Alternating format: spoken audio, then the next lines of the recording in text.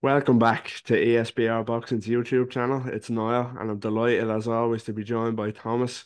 And we're here in a bit of a kind of reaction mode to what we saw last night from the T-Mobile Arena in Las Vegas, as Saul Canelo Alvarez produced another marvelous display to take the unbeaten record of Jaime Munguia, the bullishly strong Jaime Munguia, and retain his undisputed super middleweight title. So we'll be chatting briefly, getting Thomas's thoughts on that, but mainly, as you seen by the title of the video, we'll be discussing whether or not you think Thomas thinks Canelo has kind of regained his place at the top of the pound for pound throne that he held kind of a few years ago at his real peak. So yeah, Thomas, I hope you're well. Let's jump into it.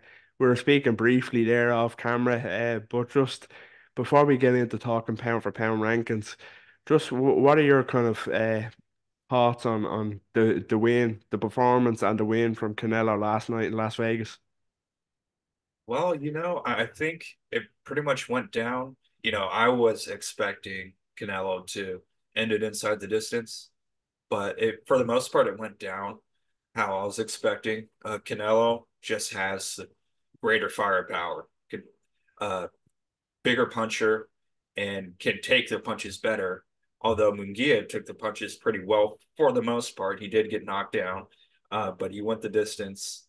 And yeah, Canelo still showed, there was talk about his decline and how he's slipping, but he showed that he could hang in there under, a tough pace. And Munguia was putting a pace on him early on. I mean, throughout, really. He never stopped like we expected. He never, stopped coming forward, really, and stood in there all 12. So, I think Canelo showed that he can still fight at a fast pace and and get the job done. So I think he answered some questions there, to be honest. So yeah, kind of like we thought it would go. So not really many surprises there. Yeah, I think you're spot on what you said. Me and you both, I think it went how we expected it. I know we done our final predictions video on the channel as well, and yeah, it did go as expected. Munguia fought. I thought Munguia fought excellently well. He was so strong in there, and particularly early. Dictating the kind of jab early on and volume punching. Really putting the pressure on Canelo early. But as you said, Canelo just too experienced, too heavy-handed, and too well-rounded for Munguia, as was to be expected, really. But yeah, Munguia fought well. Hopefully, he can learn from it and come again. But a really good victory for Canelo. So on to another point that you made that'll segue into what we're going to talk about now is prior to this fight, there was the narrative around that Canelo had kind of declined. I personally thought even before last night it was really an unfair narrative. I know he's had a long career, but I don't think the Ryder and Bivol fights you can say he kind of declined, especially Bivol. There's no shame in losing to Dimitri Bivol. So what I just like to kind of discuss with you now is since Canelo proved last night that he is still an elite fighter, I'll ask you simply, is Canelo back at pound for pound number one after that victory over Jaime Munguia? Or does he have a bit more to do before he gets back to the summit? It's a very topical kind of issue at the minute because there's a lot of kind of pound for pound greats coming up in the next few weeks fighting. You've got Crawford, Usyk, and we're less than 24 hours away from Nia anyway. So what are your thoughts? Is Canelo back at the top of the table? Boy, excuse me. Yeah, to be honest, I just don't think he's regained that spot yet. Especially after the year, last year that Inoue and Crawford had. Um, I think they really kind of just put themselves on a different level. Uh, they're seemingly unbeatable, and that's not Canelo. So yeah, it would take a lot more. And plus, those guys, you know, they unified two divisions, right? Terrence Crawford, 140, 147, in a way, 118 and 122. So, and Canelo just got one. So it's really hard to, in my opinion, especially like I don't think last night really changed that for me uh, Mm. at all. Yeah, there was a moment I'd say in like 2019 through like 2021 where I was like, okay, I think Canelo's the man. Like he's the number one. And then ever since the Bivol fight, I think myself and most other people who thought that kind of cooled off on that a little bit and thought, you know what, like maybe not. And then after Terrence Crawford and Inoue had the 2023 that they had last year, um, it's tough to put Canelo at number one. Yeah, I think I have to agree with everything you said there. There was a time back in that time frame that you mentioned when he was running through middleweight and super middleweight, beating the likes of Callum Smith, Billy Joe Saunders, Caleb Plant. That there was a real argument to be made that he was pound for pound number one back then. Since the Bivol loss, it has taken a hit, and as you mentioned, the fighters like Terence Crawford beating Errol Spence, going kind of undisputed in two weight divisions, Noya Inoue undisputed in two weight divisions. That's pound for pound great material. So they are one and two for me as well.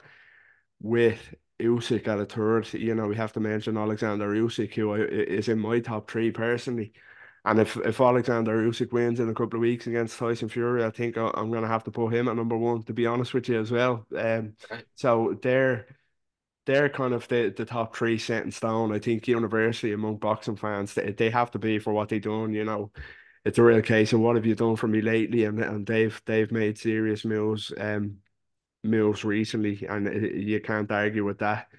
Uh, Before we kind of, I have a couple more questions to ask you. So you've stated, we both have stated that the Munguia win isn't kind of enough to put Canelo back at number one. As good as he looked fantastic, but still has a way to go to kind of overtake the names you mentioned.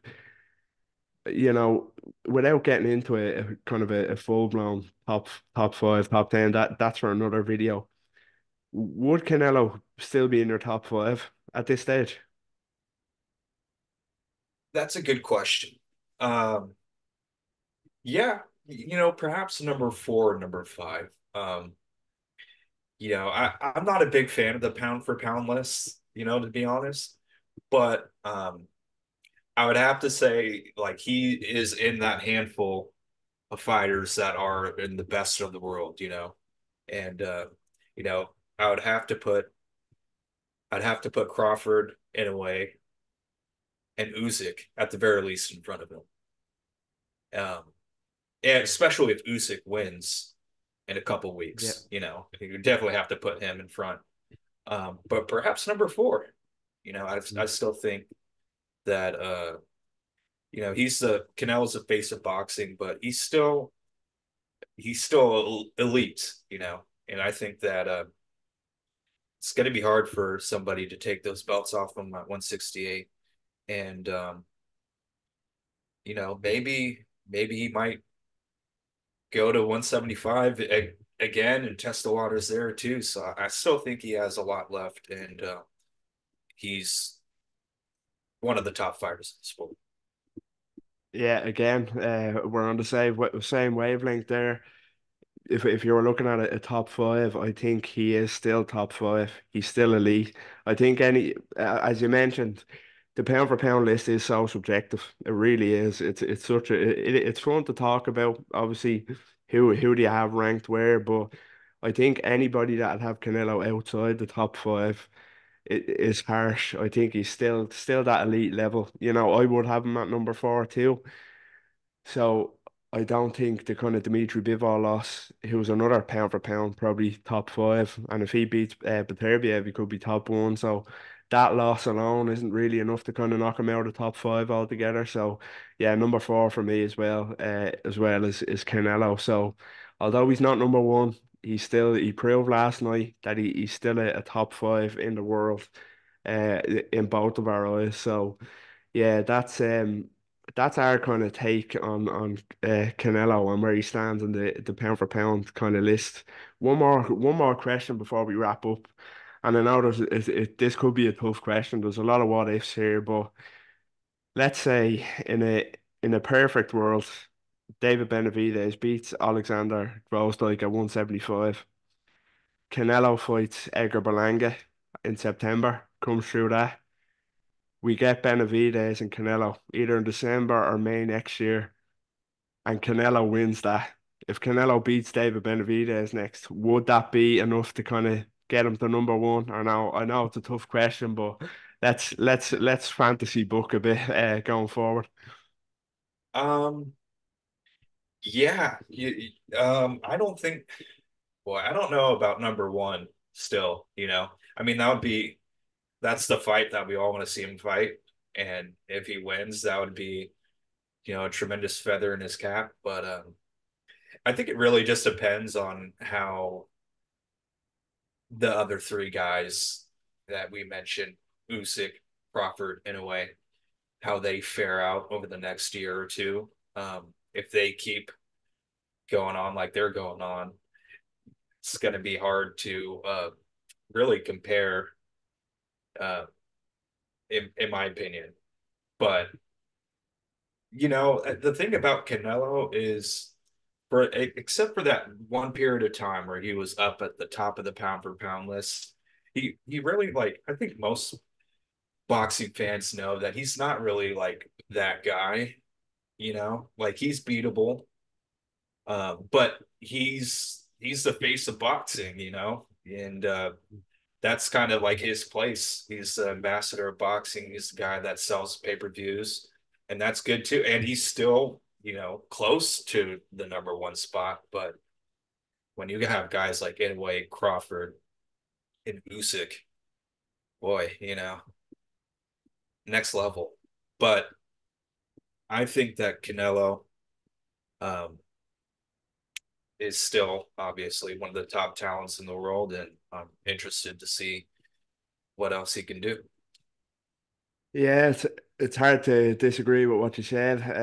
As we said, the dream fight is Benavidez, and if he was to kind of secure that fight and face the boogeyman, who everybody says is he avoiding, the stylistic nightmare for him, and if he was to fight Benavidez and win that, well, it'd be a phenomenal win. It'll probably be one of the best wins of his career, to be Let me honest. say this though. Yeah. I think if I don't think this would happen, but if David Benavidez were to somehow, like, he beats Bostic, and then he somehow captures, one or all the titles, and who knows how long that would take, and how old, whether or not Canelo would still be willing to fight at that time. But if he then beat David Benavidez, like, moved up to light heavyweight, and then beat David Benavidez for like all the belts, then maybe, you could probably put him at number one. But yeah, like I said, I don't think so at the moment.